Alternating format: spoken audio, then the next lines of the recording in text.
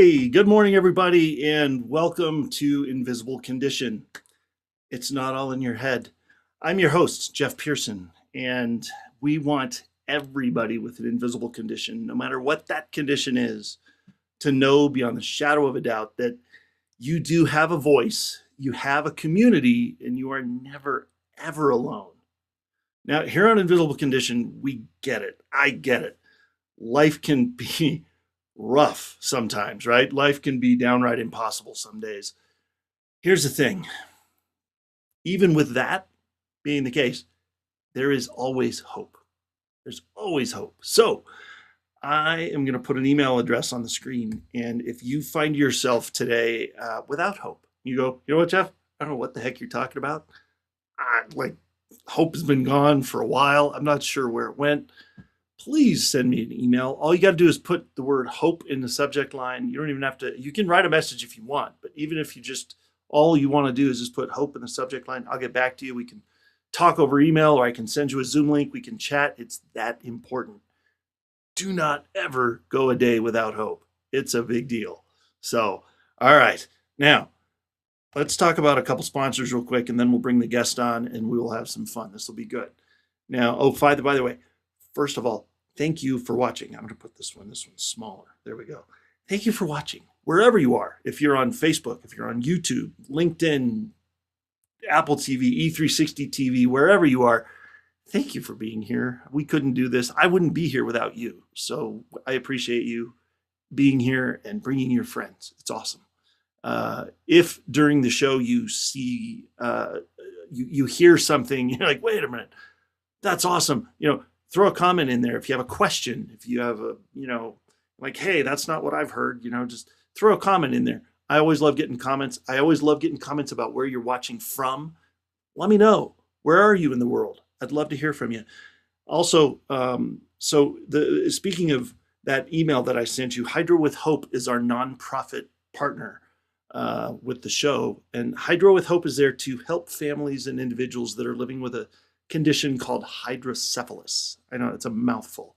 Hydrocephalus basically just means water on the brain. It just means the fluid that's surrounding your brain doesn't have anywhere to go. So you have brain surgery to put a little pump in here to make it go somewhere. That's me. I had my first brain surgery at 2 weeks old. I've had 7 to put new equipment in there to keep that fluid draining. It's been a wild ride. And there's millions of families out there living with this. And I want to get this journal into the hands of every single one of them. And so this journal walks people through that experience of, holy crap, we got to have surgery again. What do we do? And so that's available on our website, hydrowithhope.com. And my wife and I are eager to tell our story, tell her story as the caregiver, tell my story as the patient. It's quite the tale. And we speak locally, nationally, internationally. We'd love to speak at your organization if you feel like it'd be a good fit. And this is a donation link, by the way. So if you feel like it, we appreciate it in advance. You can donate monthly or just one time. We love you either way. The other thing that I want to talk to you about real quick is our newest sponsor, which is Jake Ellis, and he works with a company called Cutco, and that is a cutlery company. And I tell you what, they are the best, and I'll tell you why. And I have an idea. I have proof for that. Okay, listen up. My parents have a set of Cutco steak knives that they bought in 1981. 1981. I was 4 years old. 1981. They still have them in their kitchen drawer. They are still as sharp as they ever were when they bought them. I think the tip broke off of one of them. My mom sent it back to Cutco. They replaced it for free. They're guaranteed forever. So they're awesome. And so if you need some quality cutlery instead of just kind of like run-of-the-mill stuff that you buy at the stores, this is the place to go. And the best part is first of all, if you're a consumer, just a person that wants better cutlery, great. If you're a business owner, these make amazing gifts. These make amazing gifts for clients, right? Like, for instance, if you're a realtor, somebody buys a house, you're the realtor that led them to that house, you could give that knife with your logo engraved on the blade to that couple, and they will have an amazing gift from you that'll last forever. So just a thought, just an idea, really good idea. So, and the cool part is they have partnered with Hydro with Hope. So a portion of every purchase will go to the nonprofit to help us out. So, pretty awesome. Pretty awesome. Last thing I want to tell you is about our studio sponsor, which is NRG, or Network Referral Group. Telling you, if you are a networker, if you're a business owner, if you just love networking with people, this is the purest form of networking you'll ever see. I've been a member. I'm a lifetime member. I've been a member a couple of years, and they have groups they have like 30 different calls every single week that you can take advantage of to network with people all over the world. It's amazing. It is the purest form of networking. It is a source of never-ending referrals. And honestly, it has ruined me for all of the networking groups. I don't go to very many others because this is where I get leads, quality leads that actually do like amazing. We partner with them and stuff. So, in fact, I partnered with NRG with this studio. I mean, there's a testimonial right there. So if you love networking, scan the QR code. It'll get you to Mike, who is the owner. Just tell him I sent you, and you'll be off and running. So beautiful. All right, that's enough of that. Let's bring the guest on and have some fun here. Today's guest is Rachel Steinbarger, and she is a respected leader in collegiate athletics and higher education, who has spent more than a decade developing student athletes, leading teams, and building cultures of excellence on and off the court. With 3 master's degrees and a doctorate in sports performance psychology. Oh man, that's a mouthful. I almost didn't say that right. I don't think I get the doctorate. That's for her, not for me. Rachel has dedicated her career to helping others thrive.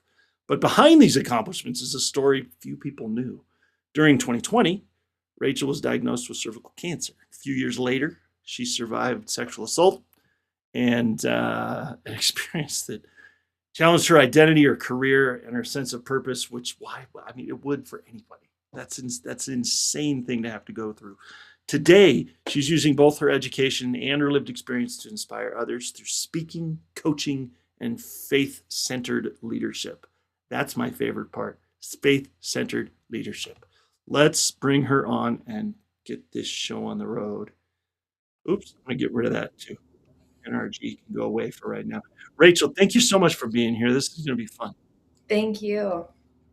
This is awesome. So I'm going to put your link right here. I thought it go. There we go. There we go. Come on, buttons. Come on, technology. So we're just going to put this here. This will be here the entire show. If you, anything that we say during the episode, you're like, yeah, I got to talk to Rachel. There's the QR code right there. And what are people going to find when they go there? When they click on. It's still it's a very new website. It's my first ever website I've ever created, but it's more about like coaching and keynote speaking on finding your identity and owning it, especially as a woman. But also, helping young student athletes realize they're a student first and an athlete second, and their sport doesn't define them; they define the sport. So nice. Yeah, Love that. Right on. So there you go. Scan the QR code anytime during the episode, and there's a place to reach out. So I got a question for you that I ask everybody that's on the show, just right off the bat. There's no wrong answer. It's all good. On tough days, on the really hard days that you just don't want to get out of bed, everything sucks. It's a hard day. How do you still maintain hope? It's the consistent devotion with your relationship with the Lord. I find being anchored in working out is my time with the Lord. It's where I just literally will be praying out loud. I'll be, reciting different verses, things like that. People may think I'm insane, especially working out at the track outside, if they're there. But most people aren't there at 4:30 in the morning. So, I've learned through what I've gone through that if you don't have something that anchors you, like the Lord, how do you get through it? So, right. I love that. And by the way, kudos to you. 4:30 in the morning. Yikes. Um, I have stayed up till 4:30 more than I've gotten up at 4:30. So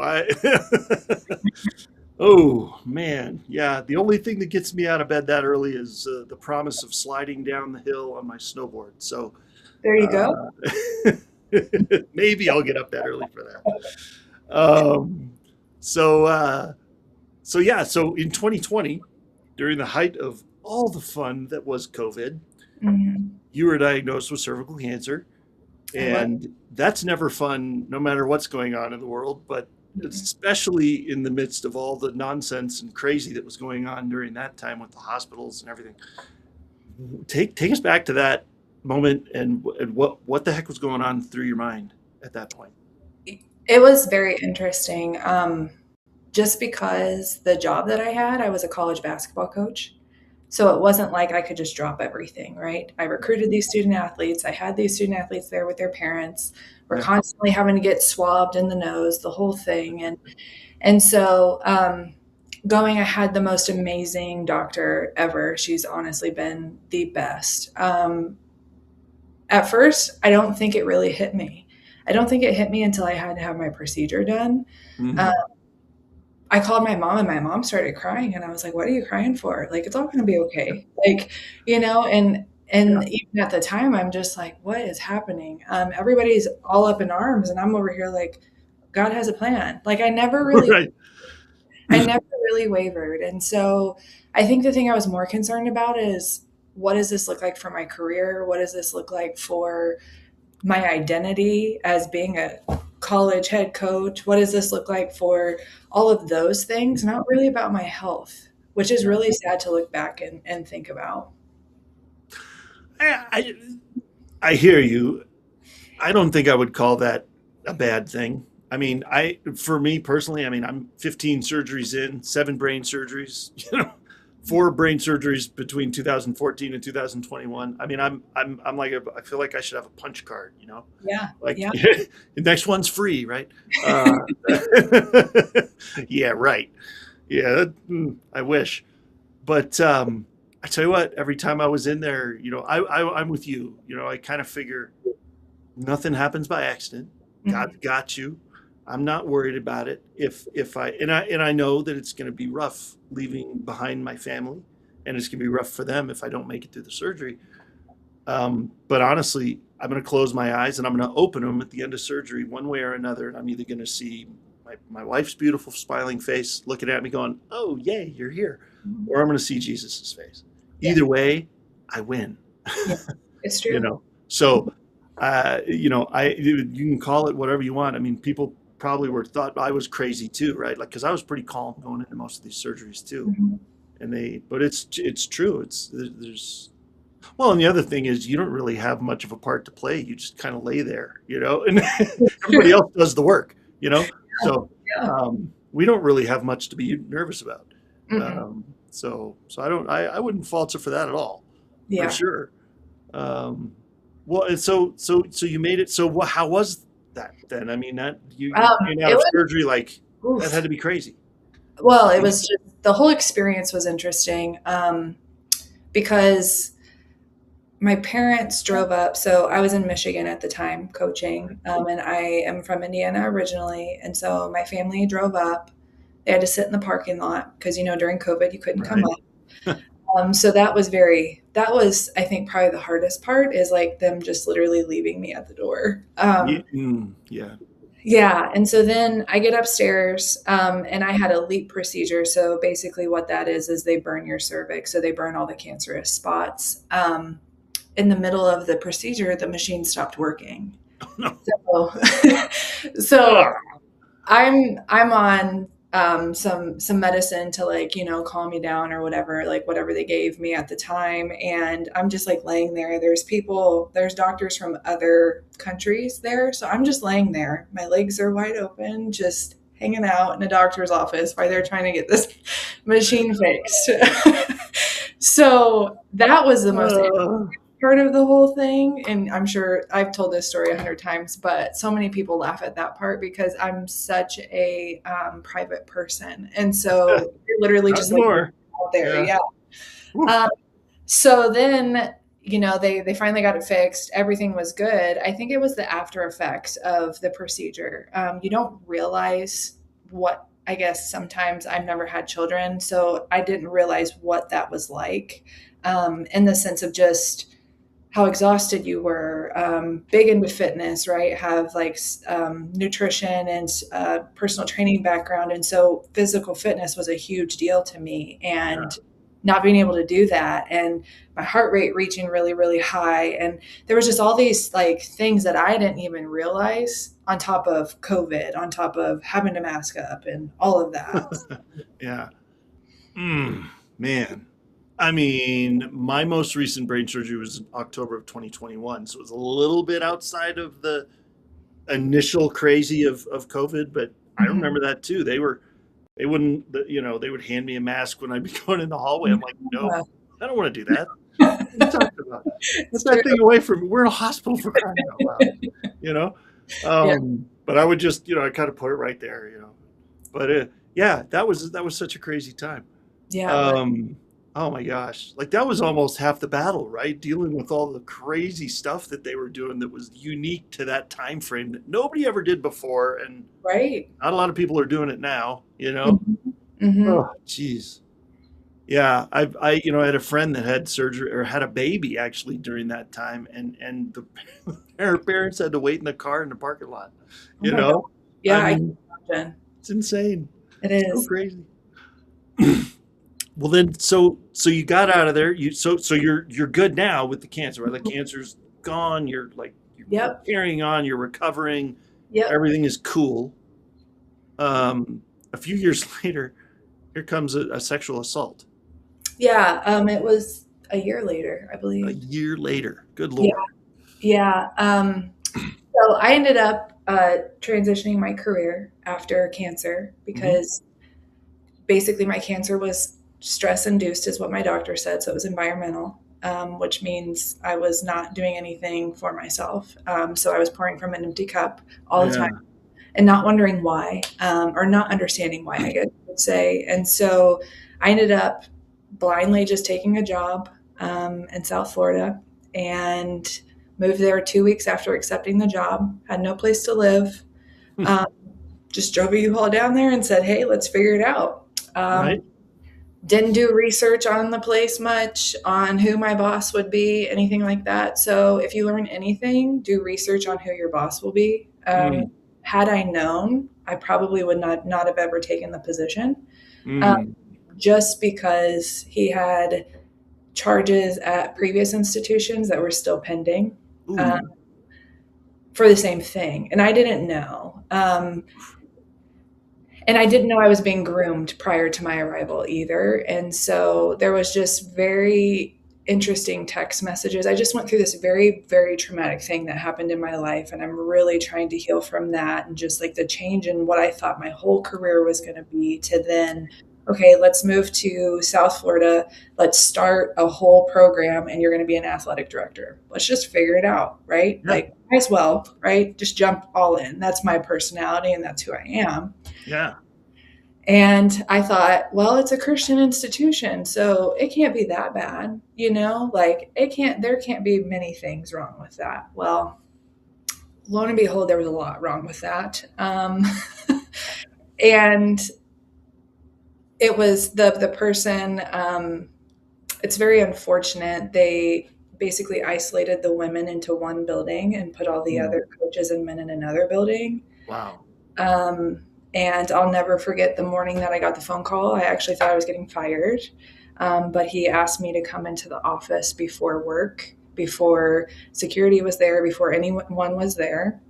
And I was like, well, I'm getting fired. I must have done something wrong, because there was a lot of like precursors to him just like looking me up and down, talking about my clothes, talking about like over sexualizing me. And I was just, what is wrong with you? Like I would say stuff like that, but I was never taught how to handle those situations. And so I just accepted them and thought that that was the norm. I was like, maybe this is just what it's supposed to be. I didn't know. And so I went into the office at 7 a.m. and he was sitting behind his desk, and I had worn a blue dress the day before. and he talked about my blue dress, dreams that he had Oh, jeez. about me, things that he wanted to do to me. And then the event took place, and then I left and Mm. again called my mom. And my Yeah. mom was like, Rachel, you do realize what just happened to you. And I think I was just in shock that I Yeah. was not aware. And then everything hit me like a floodgate, and it was pretty wild. So Yeah. Oh, man. Please tell me that guy didn't keep his job. no, I actually had to then go and relay all the information. So the school is affiliated with a mega church, and Mm. so I had to go to the church because the pastor of the church was the president of the school. Oh, And so no. I had to go to the church and speak to them. And they brought me into the office the next day, and they fired him with me sitting in a different office. And then I was getting phone calls from people at the previous institution saying, I'm so glad that you got him fired, all these things. Everybody knew what had happened. And Yeah. for me, it wasn't about him getting fired. I just wanted him to be held accountable, you Right. know?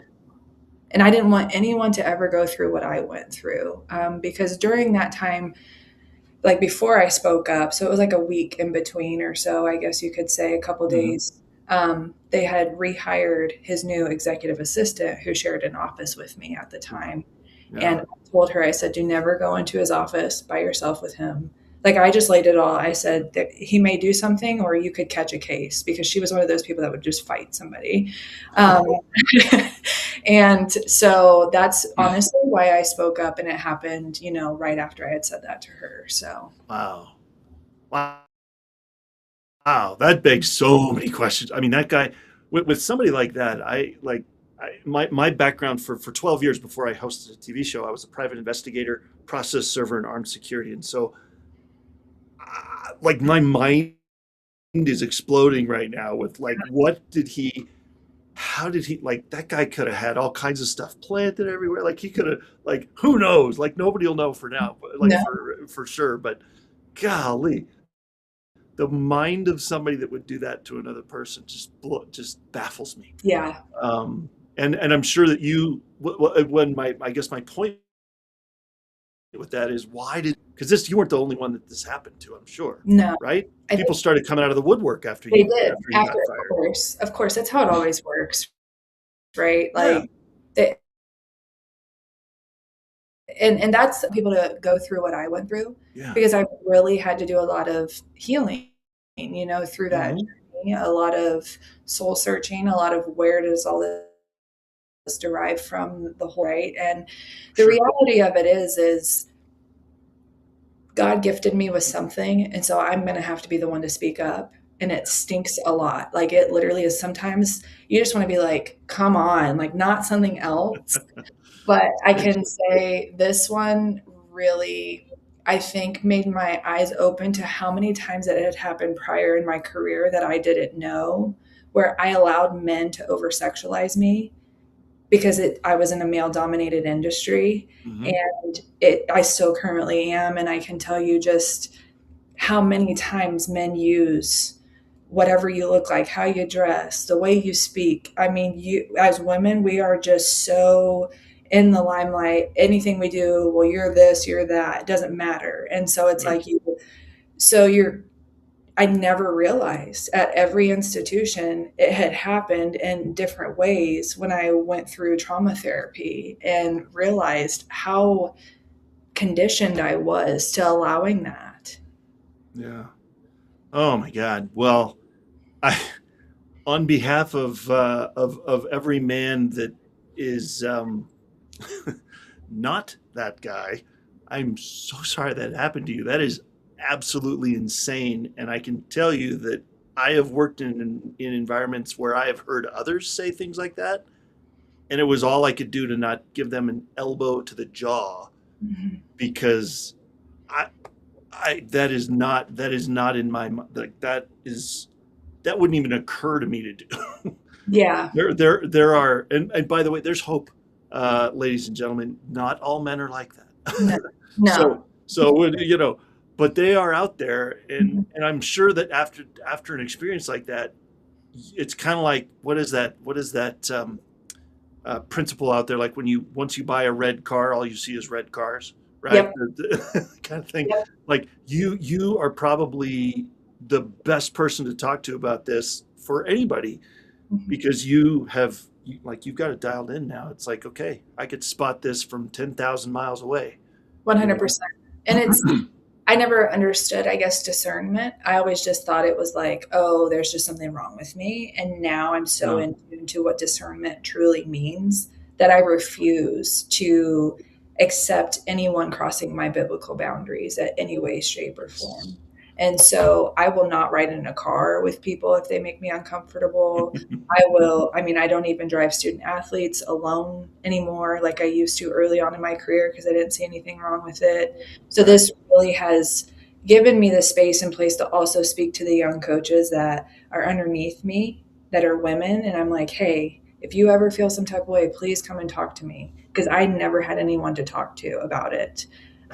Because at the end of the day, the institution gave me $15,000 hush money and told me not to do Oh anything. my God. So, and I took it Whoa. because I didn't want a stain on my career. And I, again, was accepting really bad behavior from a pastor, you know? And so, yeah. Well, as a man, I will tell you that those I've heard enough stories. I've known enough people that have gotten in trouble with exactly what you're talking about. Churches are no exception to that, by the way. It's not just secular society out there, churches too.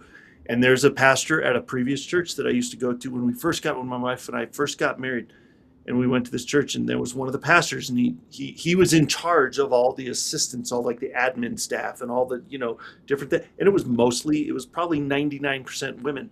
And so when he would his name's Joe, he's awesome. He would tell him, he's like, look, I hope you all can carpool with yourselves, because none of you are riding in my car.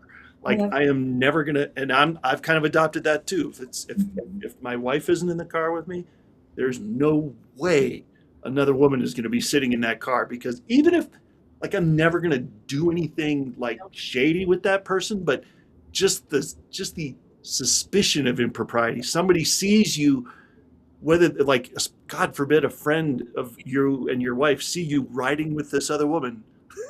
It's true. Even if everybody knows you're not going to do anything, it just doesn't look good. It's just not good. Yep. So avoid all suspicion and just don't do it. Just Yep. please, just don't do it. Just every man out there, just please don't do it. Your life will be infinitely smoother going if you just avoid that at all costs. Yeah. Um, and oh man, that's so crazy. I'm so glad that you learned it, and I'm so glad that church hopefully finally learned it. What are they doing now? Did they I have no idea. I resigned shortly after that and Smart? Yeah. um, went through some very intense trauma counseling because I struggled just with even knowing if the sky was blue, and it was blue. It really just messed me up after just going through cancer and not really grieving that.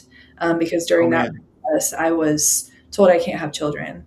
And so, I'm 30 years old, I'm transitioning my career. This happens. And so I was like, you know what? Maybe I just need to get out of college athletics altogether. So I completely just got out of college athletics. And clearly that was not God's call. He called me back to college athletics, but it was the perfect time and space for me to just really heal and understand how deeply rooted some of these things were.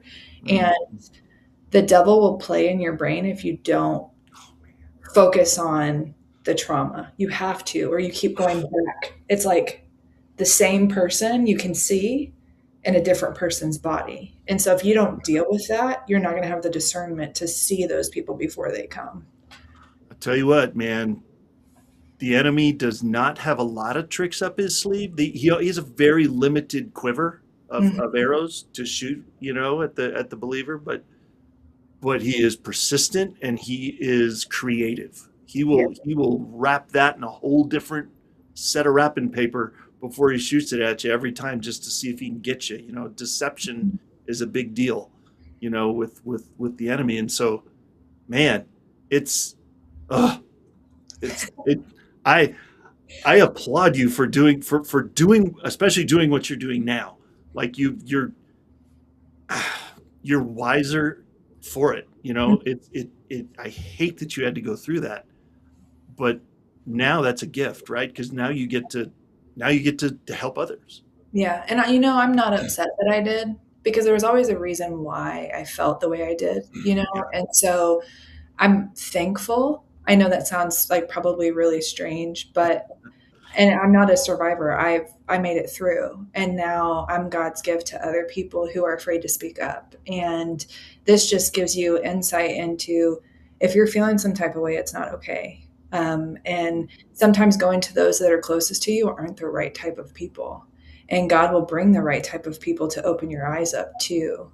Sometimes your family is not the right people to go to when it comes to things like this. Sometimes not. Yeah. Mhm. And then Yeah. other times, they're the best. And so you have to find a really, I always say you'd rather have 4 quarters than 100 pennies. You have to find those quality relationships where people always point you back to the Lord. And I have amazing quarters in my life who really have been with me for years and seen all the amount of things that I've been through, and they've just rode for me. And hey, are you in your scripture? Hey, are you praying about this? Hey, and if it wasn't for them, I wouldn't be where I am. God knew I needed them. So 100%. Yeah, that's so true. I can say that about a lot of parts of my journey too, through all the surgeries. It's like well, here's the biggest thing I found was once you get married, and not everybody's married, and I get that, not, but let's say once you leave your parents' house, right? Whether you're married, whether you have kids, whether you're living by yourself with roommates, whatever, once you leave their house, their job to keep track of you and take care of you and everything is not always there anymore. It's kind of not their job anymore. And so they don't always see all the things you go through. They don't always, like, sometimes they almost doubt. They're like, what? No, I didn't see that. You didn't, that couldn't have been that bad. Right. And it's almost like they're unintentionally throwing you under the bus, throwing your story under the bus. Like, not because they don't, it's just because they just don't know, correct. you know? And so you're absolutely right. It's so valuable to find those quarters, those relationships that are intentional, Yep. right? The family you choose, Yep. Yep. So I'm so glad you found those, and Yeah. you probably continue to find them, right? Like Oh gosh. it's a lifelong thing. Yeah. And people drop off. People are meant to go through seasons with you, and so I think that that's really important too. Yeah, it is for sure. So for somebody that's watching this, right? let's speak to you for a second here. Whether you've survived cancer, sexual assault, or some other invisible trauma, whatever it is, medical or anything, what would you, Rachel, want to tell that person if they sat down in front of you and was fresh out of this, out of an incident? What would you tell them? You're not alone, even though it feels like you're alone. Everyone in the world knows someone who has either had cancer, someone in their family, friend, whatever.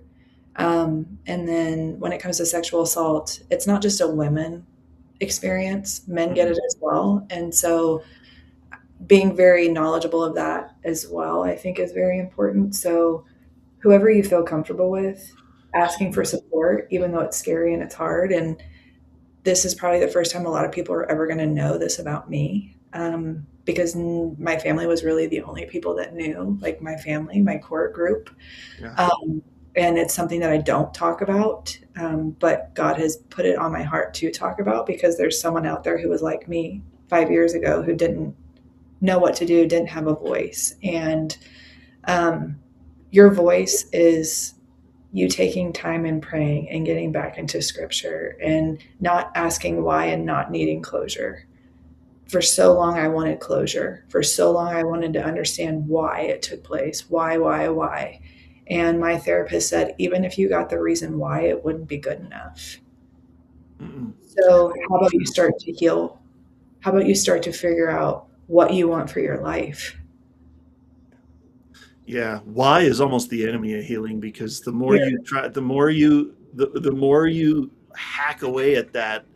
And why, I mean, people ask me about that too. It's like, well, why did you have to, why was that happening at 2 weeks old? Why did that, what was the cause of that condition? I don't care. I don't Yeah. care what the cause was.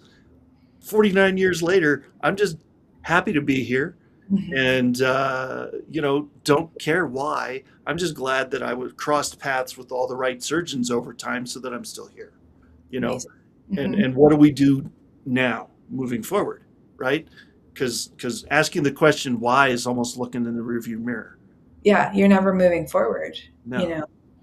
no. And I guess another question I have in my brain, I was just popped into my head, but I'm sure you've had plenty of work in the forgiveness realm. Oof. um, that's almost a Yeah. full-time job sometimes. And what did that look like? I know forgiveness can be really hard, because that's another place where you go, why did this Yeah. happen, and how are we going to make this person pay? I never thought like, how am I going to make him pay? It was more so, what are people going to think about me in my career now? Mm, Like now I have a stain on me, like a scarlet letter A is how I felt. Like I was so mm, embarrassed. I mean, there's even family. Like I just posted something probably a month ago and one of my teammates from college was like, I didn't even know you had cancer and you were coaching and I was coaching the same time you were coaching. I had no idea. And it's because I never want that to define me. I don't want what I went through to define me. And so forgiveness took me a very long time because I had to remove myself from the environment. I yeah. couldn't stay in that environment. But it was also forgiving myself because I thought it was my fault why Mhm. it happened. And so it was more about me than it was about the individual. And if I saw him on the street today, I would go up and shake his hand and tell him thank you because he propelled my career so much further in the sense that I knew what to fight for, I knew how to fight, and it gave me so much insight into me. And so that's why I say, like, a lot of people say, I can't believe this or whatever. No, a lot of people are meant to go through that so you can grow through it, right? So you go through what you grow through. And I grew Right. so much. So, Wow, that just gave me chills, man. Walking up to him and shaking his hand, are you kidding yeah. me? That's yeah, that that's next level. I love that. Well done. Because you don't um want him to have your power. You know, he may still think he has yeah, power. And so that's you yeah, taking your power back because there's nothing he can do anymore he crossed that line. So what more can he do? There's nothing right, left for him to do. right. It's kind of like, I don't know. I'm so those of you that have watched for a while, I'm a movie junkie. I love movies, and every time somebody says something, it almost always brings a movie scene to my mind. Um, it's like a blessing and a curse. There's a movie out there called Men of Honor. I think that's Yep. what it is. Men of Honor, with Cuba Gooding Jr. and I think it's Robert De Niro is the nasty drill sergeant that was picking on him all that time, and like making his life hell. I mean, he was throwing Mhm. stuff in the water, making them and um, there was a time in the movie where Cuba Gooding Jr. came out of that, and Robert De Niro like encountered him on the street outside of the military, you know, life, and it was so powerful to watch his response, because he almost hesitated at one point. He's like, and he's Yeah. like, wait a minute, I had nothing to be afraid of. Yep. This guy can't touch me now, Yep. you know.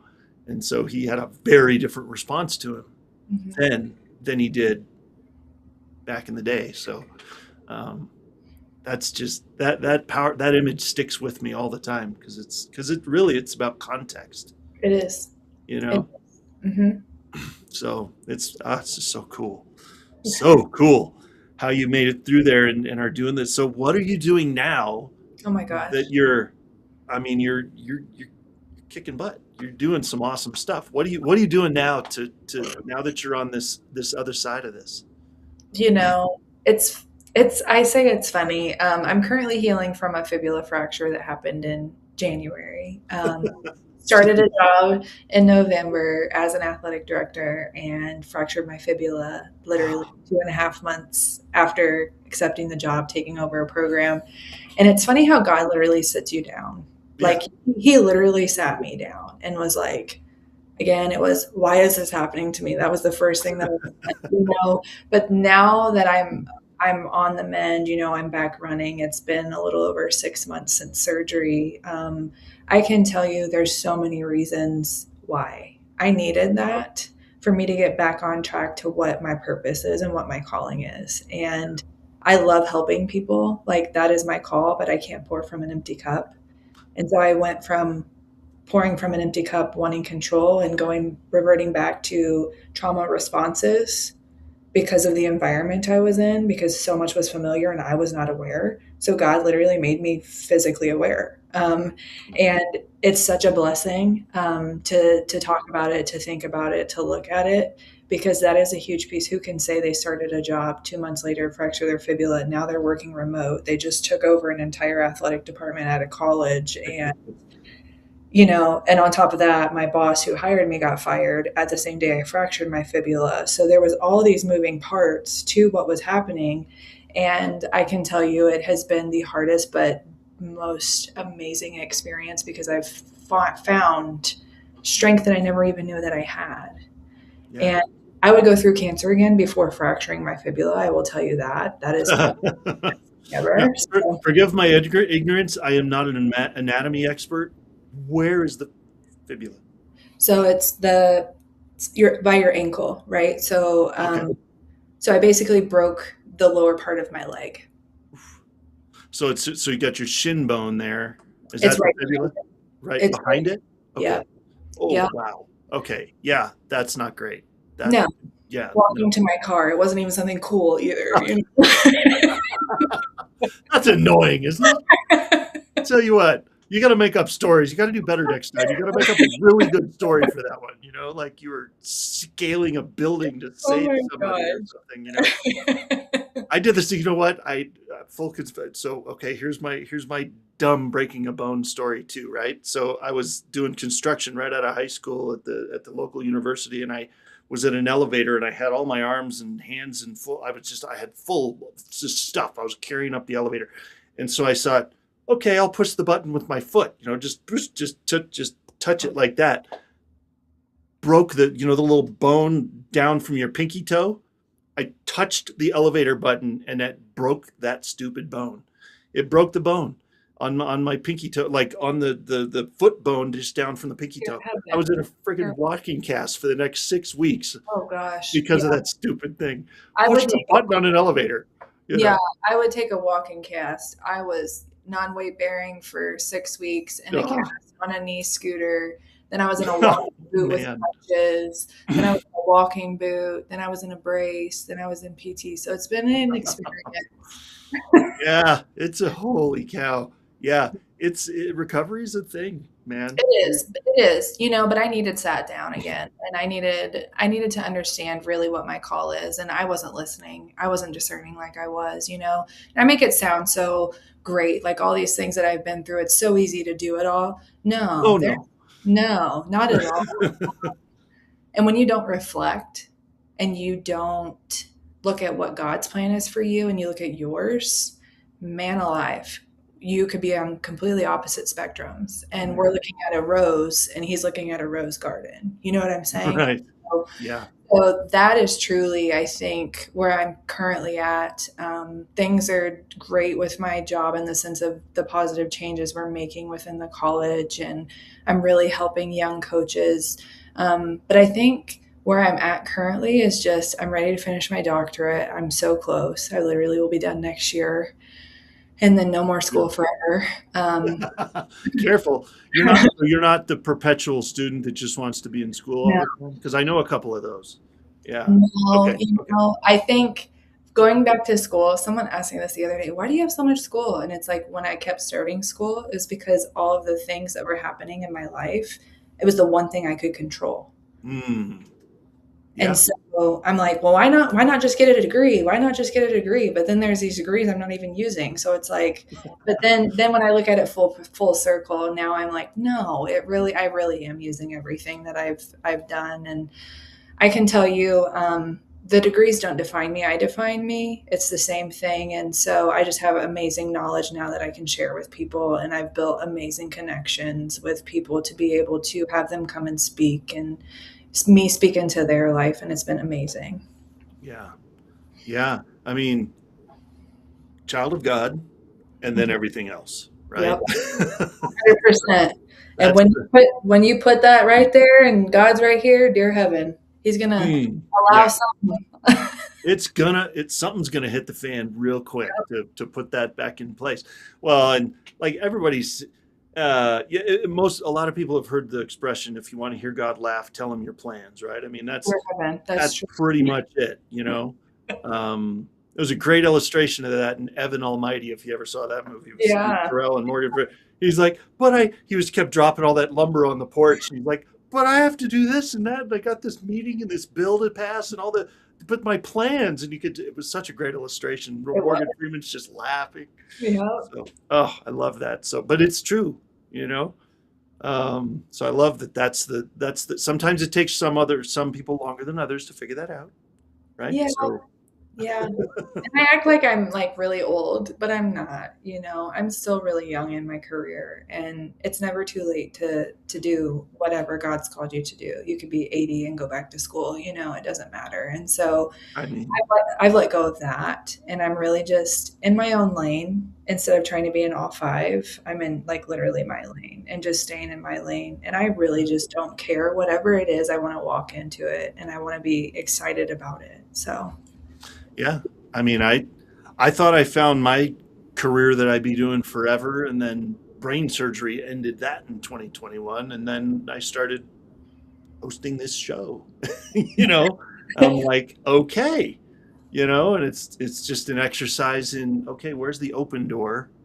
There it is. oh That yeah. one's closed. So where's the open one? So yeah. Oh man, this is so cool. I love this. This is such good stories. So if any, so let's close with this because we got about 5 minutes left. Okay. If every woman watching, I mean, men too. I mean, I know it's not specifically a female thing, but women, men, anybody that's watching today remembered just one thing from your story, what would you hope that it be?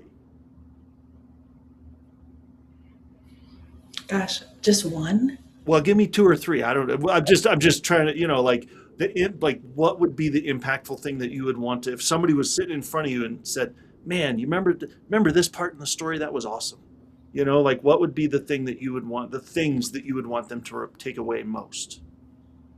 Asking for help is not a sign of weakness, it's a sign of strength. If you don't give everything over to the Lord will take things away from you. And there's strength in your story, and there's strength in being vocal about your testimony and not hiding it, because that's what the devil wants you to do. Yeah. Man, I didn't think I had a story until about 4 years ago. And then somebody introduced me to the network president of the channel we're on. And she said, tell me your story. I said, I just figured everybody had 3 brain surgeries and 7 others by the time they were in 4th grade, like no big deal. But yeah, sometimes it takes that external person to be like, oh, you got it. Yeah. Yeah, that's crazy, man. Well, we got about, I don't know, we got about 2-3 minutes left and we're done. Is there anything, any last story or any last lasting thing or anything you want to specifically point out on your website where people should go to do anything, or what do we have for parting thoughts here? I don't think it's so much about like selling my website and selling me coaching. I think it's really, let's get connected. Connect with me on LinkedIn, connect with me on Instagram. Help me help you, vice versa. I think that's really important. And I didn't understand the importance of networking outside of college athletics in the sense of like coaching. And so I think that's a big key piece. But I also think the last thing that I'll say, have patience with yourself, because where you want to go, it's not a sprint, it's a marathon. And sometimes you're going to have to take steps backwards before you can take steps forward. And so you're not a failure if it doesn't happen in your timeline, um, because discipline takes a lot. And so it's a mindset. And if you fix your eyes on what the prize is and don't let anything else impede, you'll get where you want to go. Nice. One step at a time, right? Mm-hmm. That's why it's a lamp to your feet and a light to your path, not a 5,000 lumen flashlight to your feet and a spotlight to light up the next 100 years of your right. It's It's true. he knew that we would not be able to handle that. We just step by step, one step at a time. That's Yeah, hard sometimes, um, it is. Definitely is. but he knows that we couldn't handle it any other way because he's pretty smart. Don't argue with God, by the way, everybody. In case you just this one's for free. Don't argue. Don't argue. He will win every time. It's true. Uh, I tried arguing with him back in 2013 and 2014. I thought I should go into law enforcement, and he knew I shouldn't. And so in 2013, I started training for it. That resulted in me being landed in the hospital with emergency abdominal surgery. I thought, well, that was a fluke. I applied again in 2014.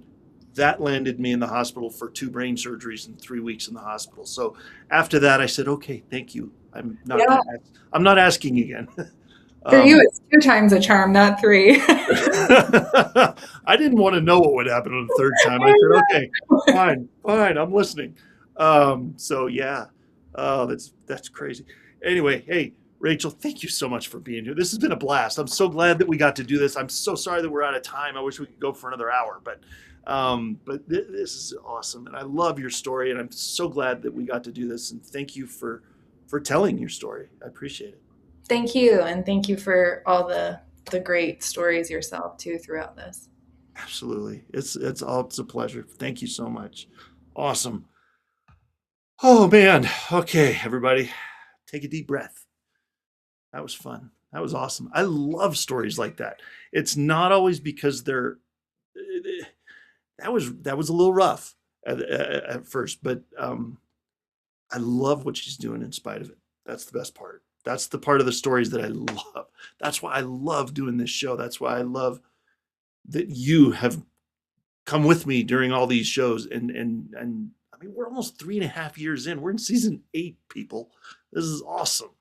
Thank you for being here, and thank you for sticking with me and listening and watching and participating in all this. It's fantastic. So, all right, the website's going away. So scan the QR code. 3, 2, 1. Okay. All right.